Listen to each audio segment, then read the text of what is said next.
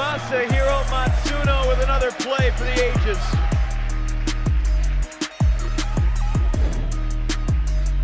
Valeria looking long.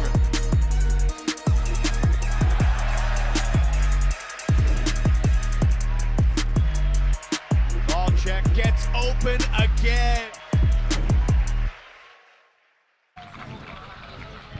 Welcome to Ultiworld's Day 6 recap of the World Ultimate Championships here in the Gold Coast. No longer sunny as the lights are here for our evening game. My name is Katie Locke and I'm joined by Liam Grant and Ian Turner. How are we feeling about Day 6? Liam first. It was an incredibly exciting day. You know, getting into the business end of a tournament. This is when it really matters. This is when you get the blood, the sweat, the tears. Unfortunately, a lot of teams being eliminated, but we've seen some great games today. Campaigns on the line, crowd support, energy, enthusiasm. There was a real level of intensity that we hadn't quite seen any of the earlier days. No disrespect to anyone else who'd been here cheering, organizing, supporting. But as Liam said, we are here at the business stage of the tournament now, and I loved every minute of it.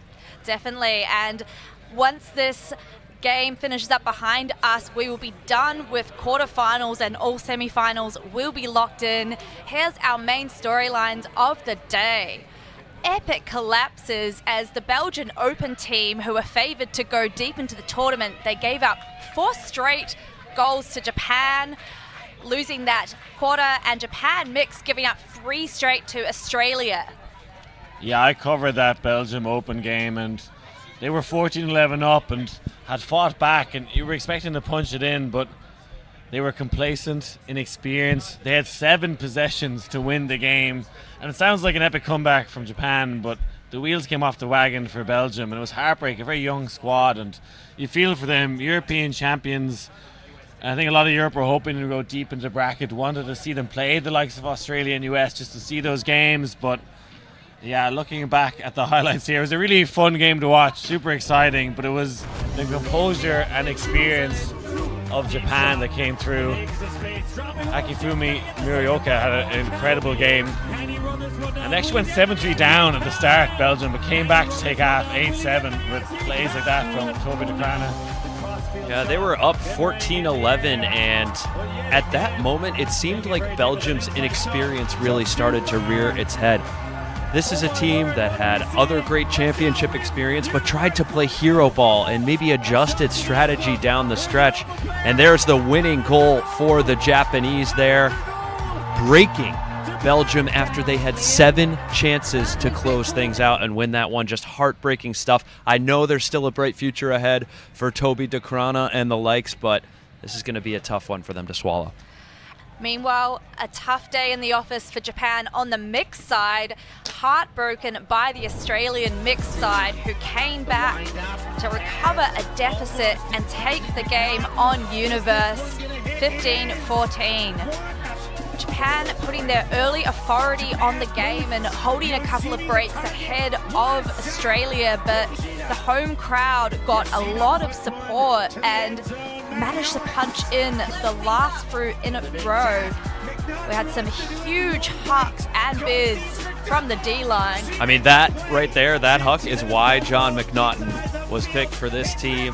The hometown man who's played so many competitions here on this field. So instrumental in the comeback, and it was the Australian crowd too. I was preparing for and covering a game over on the adjacent field, and the noise here on the showcase field was just overwhelming with the late game sequences and drama. Definitely, and Ian and I were lucky enough to have our game wrap up so we could see the end of that exciting matchup, which leads into the World Games qualifications. Australia and the United States have advanced to the semi-final in all 3 divisions, which puts them in a lock for the World Games. They have punched their tickets. They're in. There are 5 other teams still in contention for qualification for next year's World Games, as we see the current maximum number of points available. I think it's a shootout between the 3 European teams, Germany, France, Great Britain. Germany, I think all 3 teams losing today. They were looking at a good position in the morning, but all losing makes it difficult. Teams like, France are still in contention in semi-finals. the Open women's teams have really important games in the Ninals bracket. Usually at tournaments, games in Ninals are not too worried about it, but as journalists, actually really, really important games happening all over the division. Yeah, I'd be fascinated to see who can actually come out on top there. We know the Chinese already have the auto bid, and that's what's put us in this situation with only 7 teams from this tournament able to qualify. Let's see tomorrow's matchups in the Open division. The United States, defending champions, will face off against Great Britain on one side of the bracket, and on the other side, hometown heroes Australia will face reigning silver medalists Japan. Yeah, the U.S. have already laid the hammer on GB once in this tournament, 15-6, but this GB side is optimistic that they can bring a better showing, and I know that this group has a lot of talent. I know they showed a smothering defensive presence against the Colombians in their quarterfinal. The real challenge is that the U.S. O-line appears to be playing perhaps better than ever. They pitched a perfect game for their O-line in their quarterfinal victory. So a stiff test coming ahead for the Brits.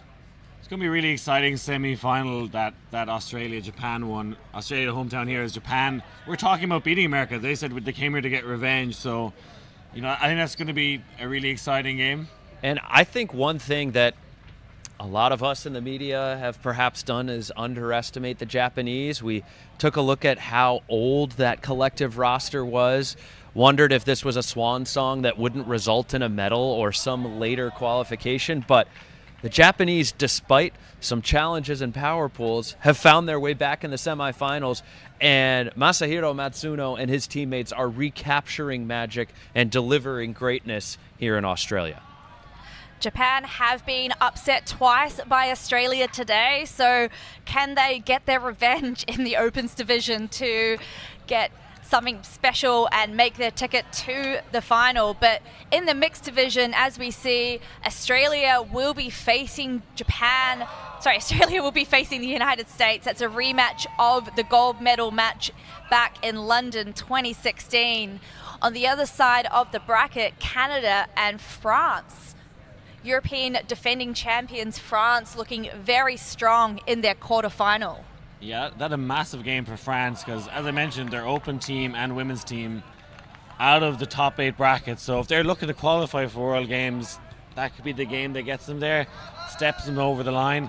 But really important that France Open versus New Zealand Open, a really important game for the Ninals. The women's team as well, still the 9-12 bracket. It could be a GB France women's game that could decide it. They're going to possibly match up in those 9-12 brackets. So in a weird way, for me, I'm looking at games in the 9-12 bracket as being massive in terms of implications for players' careers, for World Games qualification. In the women's bracket, we've got some really exciting matchups coming tomorrow. Colombia and Australia will get a rematch of the game they had this morning, which Colombia took 15-12. So the Colombians looking to be the favourite to head into the final. But don't underestimate Australia. They have come back from deficits twice against Japan. Meanwhile, the other side of the bracket, it's the North American showdown, defending champions United States against Canada. Yeah, I am going to perhaps not give the Australians enough respect. I think this Colombian women's side is looking like the best women's side here. The American team can still rise to that level. They can still grow. But, of course, the Colombians with the victory over the Americans in the power pools, there is so much depth and ability on this Colombian side. Mauricio Moore has done such a phenomenal job. I just think this is too tall an ask for the Australian women. I'd love for them to prove me wrong here in front of their home fans, but that's my sentiment at the moment. No, even as a homegrown Australian, I would have to agree. Australia, a fantastic side and so much depth coming out of there, but Colombia are just, they've got something special, and I think they're going to make it to the final and possibly go home champions. I think the most impressive player in the women's division has possibly been Kat Phillips for me. Okay. I want to see her play every point tomorrow. I think she could. She is such an athlete. She's played Aussie rules professionally. I think she could do it, and she's not going to go down without a fight, so it should be a really exciting game. And then probably looking a little too far ahead, are we going to see a Colombia-USA rematch? I think that big slice of humble pie the Americans got from the Colombians is the best thing that could have gotten them. I think they'll have to change their tactics a bit. I think that to consider playing their strongest 7 on the field. They're running these pods, which you understand, but I think when it comes to a potential final against Colombia, big O-line points, you have to put your best 7 players out there. And speaking of best 7 players, we're looking ahead to the World Games. Matty Sang, the head coach of the USA World Games team, is here in Australia on the scout. We had a chance to speak with him earlier today. Let's see what he had to say. Okay. Hi, I'm Matty Sang, and I am coaching the U.S. World Games team next year in China in 2025. And I'm here at the tournament scouting mainly the international talent. Obviously, I'm preparing for the World Games. I would say that most of the division, except for Germany and France, where their mixed teams are probably where their World Games teams are going to come from. Most of the other countries is coming from the single gender teams. So it's really looking at, I have who was playing last cycle and kind of determining if I think they're going to be on the team again and maybe some of the up-and-coming players. And then from there, I'm just trying to build out basically kind of a matrix of defensive needs, right? So if you look at the Australian teams on both sides, some very tall cutters, also tall handlers. So when we're thinking about selecting our 7 of each gender, how are we going to guard that size? And do we have to go size for size? And, that might be a difficult prospect with Australia because they have a lot of size. We might not have enough.